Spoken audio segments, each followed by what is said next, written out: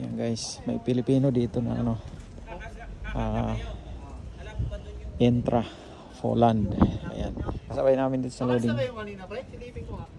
Ha? Ito ba yun? Oo. Kaya ako bukas na kakarga dahil marami kumakarga ngayon. Oh, dito ka pala matulog?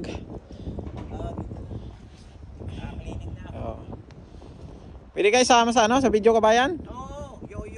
Ayan, Vlogger ka. Teka. Sa kabayan ang nakita ko rito. Oo.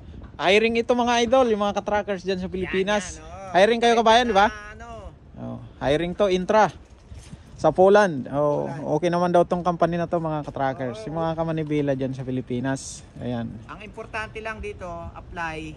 Kailangan yung 2009 Pababa. Ay, pataas. Pababa. Oh, 2009 pababa lang yung tinatanggap.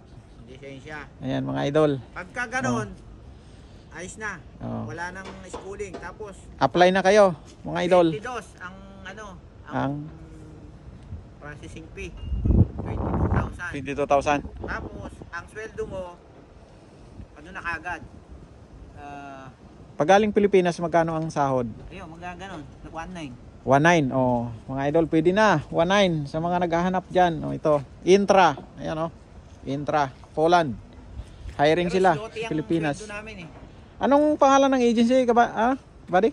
RRJM. RRGM. Pakita mo sa video. Oh. Para i-search ko mamaya sa ano. Ito oh, hiring sila. Intra Poland. Ito, marami kayo diyan, di ba? Pinoy. Oh. 10 na lang kami. 10 na lang. Oh, sama. Kaya pala nag-hiring sa Pilipinas, oh. Ayan. 10 na lang kami.